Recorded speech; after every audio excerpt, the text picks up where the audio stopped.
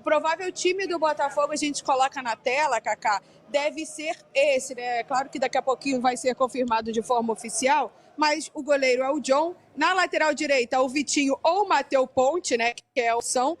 Bastos e Barbosa na dupla de zaga e Marçal na lateral esquerda com essa questão do Alex Telles. O meio-campo é Gregory, Marlon Freitas, Luiz Henrique, Savarino e Almada. Igor Jesus é o centroavante da equipe e o clima começa a ficar de festa aqui, viu, Kaká? Como eu falei, todos os ingressos esgotados. O torcedor está muito confiante, afinal também no Brasileirão é o líder do Campeonato Brasileiro. Botafogo vem correspondendo aí a todo o apoio que o torcedor vem passando das arquibancadas. Muito bem.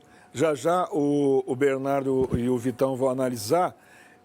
Ô Jéssica, ano passado, quando o Tiquinho Soares se machucou, coincidentemente ou não, o Botafogo começou a perder fôlego e foi caindo de produção e o resto da história todo mundo sabe.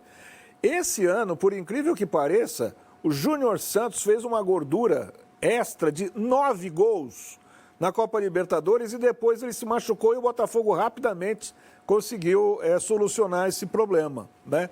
O Júnior Santos tem prazo para voltar? Ele continua lesionado ou já está em fase final de fisioterapia, Jéssica? Continua lesionado, está no DM do Botafogo. O Botafogo ele é muito, digamos que, cauteloso ao falar sobre a lesão dos atletas. É um clube muito fechado nesse sentido, Kaká. Não atualiza, né? Outros clubes aqui do Rio, geralmente, ficam ali atualizando a situação do DM, como o próprio Fluminense, sempre diz quando o atleta já está em transição ou não. Botafogo não, guarda sempre essa informação e por enquanto ele está no DM. Acontece que não existe mais essa Tiquinho dependência, né? A gente lembra também que o Botafogo, na verdade São Paulo não vence o Botafogo desde 2020 e o Tiquinho Soares tem 3 jogos e 3 gols diante do adversário tricolor paulista e hoje não fica à disposição começando entre os titulares. Então o Igor Jesus chega, vai correspondendo, como eu falei, foi muito importante o Botafogo ter se reforçado nesse início e meio de temporada, porque agora também, nesse sentido de baixas por questão física ou por opção mesmo, questão de rendimento, o Arthur Jorge tem peças de reposição. Legal. Jéssica Dias, muito obrigado pelas suas informações. Divirta-se aí no Engenhão e mande um beijo para sua irmã que está lá no Maracanã. E compra um dog com purê para alimentar a Maia. Alimentar a Maia. Come um dog com purê para alimentar a Maia que tá aí. Eu gosto de dog com purê, tá? Eu só quis provocar, mas eu gosto com purê também. Eu gosto com tudo sem milho. Maravilhoso. Tá bom, Jéssica. Beijão para você. Beijo para vocês. Bom programa. Bom trabalho, Jéssica Dias. Berna, começa pelo fim. O Botafogo, como eu disse, ano passado tinha um Tiquinho que era artilheiro, ele se machucou, sai fora, encontra, né, um achado, o Júnior Santos faz 9 gols na Libertadores, parece que é intransponível, ninguém consegue chegar perto. O segundo artilheiro parece que tem 6 gols, né? É o Paulinho. Paulinho é um deles, do Atlético. É porque o Botafogo começa antes. Ele fez vários gols contra o Aurora. E aí encontra... Né? E aí o Botafogo encontra o Igor Jesus e resolve o problema e está tudo bem. O Igor Jesus é um atacante muito bom, inclusive na partida contra o Corinthians, em algum momento, ele jogava ali pelo lado direito, né? Saía da área, abria pelo lado direito e tal. É um achado do Botafogo. Agora, achava ele tão bom no Curitiba, realmente? Não, no Curitiba não era tão bom, não. Ele vai para o exterior, volta para jogar no Botafogo. Voltou um jogador voltou melhor. Bem melhor. E tem uma questão, Kaká, é muito importante o que a Jéssica trouxe em relação aos laterais, né? Eu jogaria com o Ponte no lugar do Vitinho. Diferentemente da Jéssica, eu não acho que o Vitinho tenha feito uma boa partida contra o Corinthians, tão boa assim. O Ponte vem jogando melhor do que ele. Eu jogaria com o Ponte.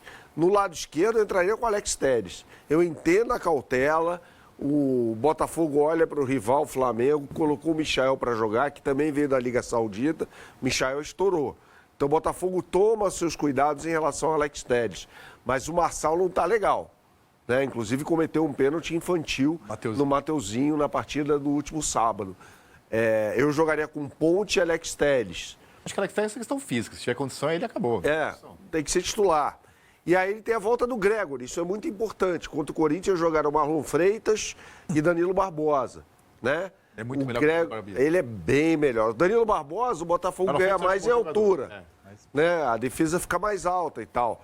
Mas o Gregory é um ótimo jogador. Então o Botafogo, a gente olha para esse time do Botafogo hoje, mesmo com a ausência do Júnior Santos, e fala, pô, isso aí é o que o Botafogo tem de melhor. Não, e outra, perdeu o Eduardo também. Eduardo e Jefinho. Você foi esticado bastante hoje, Cacá? Só uma coisa aqui, o outro artilheiro é o Max Silveira do Penharol. Max Silveira e o Paulinho do Galo tem 6 gols, quer dizer, continua o Júnior Santos com 9 e o Max Silveira na segunda posição. Eu ali acho com errado, 6 gols. Tem nada a ver com isso. O importante também é ser campeão, né? Mas eu acho errado contar fase prévia. Não conta a Copa do Mundo gol em eliminatória, que é uma coisa que os outros times não disputam. Mas, enfim, isso é importante para quem torce para o time, é o time, não é o jogador individual, né? Mas, assim, eu vou cometer para ser xingado por palmeirenses e são paulinos. O Palmeiras hoje é mais time que o São Paulo, está mais acostumado a ganhar. Mas o Zubeldia fez uma coisa que contra o Nacional e fez contra o Galo e não deu certo. Que ele, primeiro jogo, ele joga por nenhuma bola, joga para não ter jogo. E contra o Botafogo, eu acho isso inteligente. Por exemplo, se você for jogar contra o Flamengo é um time de controle de bola no meio campo. Você tem que povoar o meio campo e não deixar o time ficar à vontade. Botafogo é mais vertical. Botafogo é vertical e bola nas costas. O Palmeiras fez uma bobagem absurda no primeiro jogo ali e perdeu o jogo, podia ser demais. Foi só um gol de diferença. Colocar os 3 zagueiros. Os 3 zagueiros deixou aberto assim. Então, o São Paulo, ainda que o jogo fosse no Morumbi, acho que já ia fazer. Agora, sendo fora de casa, o Botafogo, para mim, é favorito, porque o Botafogo joga o melhor futebol do país, então joga mais que o São Paulo, tem mais jogadores decisivos, mas eu acho que, taticamente, o São Paulo não vai ter vergonha nenhuma de jogar por nada. Jogar para... Contra o Nacional, que era um time muito mais fraco, ele jogou para não ter futebol, assim, vamos jogar só no Morumbi? E não teve jogo no Uruguai. É que é muito mais fácil fazer isso contra os jogadores do Uruguai do que contra o Botafogo, que é um time muito melhor dotado. Mas acho que hoje vai ser um jogo que o Botafogo não vai ter o que mais gosta, que é velocidade atrás da zaga. Então vamos colocar a escalação do São Paulo. São times prováveis, hein? O jogo começa às 9h30. Só por volta de 8h30 a gente vai ter os times oficiais. O Zubeldia deve levar a campo Rafael, Rafinha, Arboleda, Alan Franco e Wellington, Luiz Gustavo, Bobadilha e Lucas Moura, Wellington Rato, Caleri e William Gomes. De olho nesse menino William Gomes. Aparentemente, se essa for a escalação, significa que ele barrou o Luciano, Berna. O Luciano barrado. O Luciano tá barrado. Esse é o certo, você vai fazer. Isso aí tá certo. O William Gomes vai jogar no lugar do Luciano. Na verdade, quem vai jogar no lugar do Luciano é o Lucas, que não está jogando bem. Aí ele abre o William Gomes, abre o William Rato, exatamente. O William Gomes, que é um jogador mais goleador até do que o Ferreirinha. É um jogador com mais presença de área, embora seja um ponta, né? Ele pode jogar nas duas pontas. A lateral direita não é um ponto fora do Botafogo. Então, não, exatamente. Então é uma estratégia inteligente, né? Exatamente. E eu balançava a cabeça até quando eu via a provável escalação do São Paulo, porque eu não entendo como o Marcos Antônio não joga nesse time. No lugar do Bobadilha. Nem quando o Atlético ele deu uma entrevista perguntada, ele falou que não é esse jogador, lembra? exatamente. Na coletiva perguntaram por que não entrou... Acho que pergunta do Eduardo Afonso. Você tem falado várias vezes sobre o Marco Antônio. É muito bom jogador. Entrou bem. Marcos Antônio é muito bom jogador. Mais uma vez jogou bem no final de semana contra o Cruzeiro. É muito bom jogador. É que ele é um pouco, aí vai ao encontro do que o Vitão falou. O São Paulo mais fechado. O Bobadilha é um jogador de mais combate do que o Marcos Antônio, que é muito melhor do que o Bobadilha com a bola no pé. Muito melhor. Né? Jogar os dois e tirar o Rato, por exemplo. Mas aí o Zubeldia não vai fazer isso, né? O Zubeldia gosta de jogar com os 2 caras abertos, né? O Rato é um jogador que dá a ele uma possibilidade de um chute de fora da área. A bola parada, né? E a bola parada também, né? Um canhoto que joga pelo lado direito. Agora, esse William Gomes contra o Cruzeiro, o cara teve 3 chances, por pouco não usou as outras 2, mas uma ele conseguiu fazer um belíssimo gol. E eu acho que é um jogador que vem para ficar, hein? Ele não só roubou a posição do Luciano, mas é capaz de ficar no time daqui para frente. Mesmo quando o retorno do Ferreirinha. Assim, ele começou muito bem. É muito comum nessa idade oscilar e tal, mas o início dele é muito bom, tem que jogar. Eu sou contra essa coisa de esperar. Esperar o quê? Ser eliminado? O futebol é momento. O cara tá jogando bem agora, não tem essa característica. O São Paulo vai ter pouca chance de controlar o jogo e poucos ataques. Mas você não tem que ter uma solução boa no banco? De repente, os técnicos às vezes seguram. Mas tem que ter melhor, 20 minutos, 30 do segundo tempo. Tem alguém em campo, né, Cacá? Se você fica com opção e nada em campo, eu concordo, assim, ter um talismã, alguém para mudar o jogo, daí você tem alguém no campo melhor. Agora, você tem uma opção só. Eu começo com ela ou deixo ela no banco? É uma estratégia, assim, no meu gosto, não tem certo e errado. Para mim tem que jogar e acabou. Se você tivesse... E o Luciano não está jogando nada. E assim, imagina hoje o São Paulo ficar com um jogador a menos. E o Luciano é sempre esse perigo.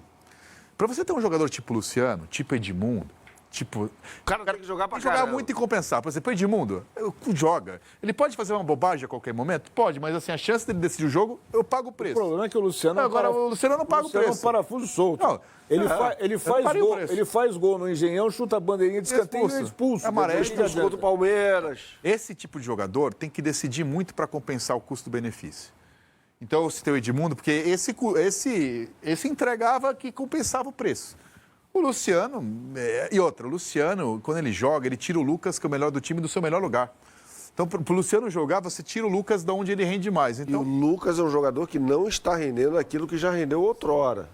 concordo. Sem dúvida. Inclusive, ele perdeu o gol contra o Atlético Mineiro, que foi muito falado, porque um lance depois o Atlético faz o gol que decide. A gente tem um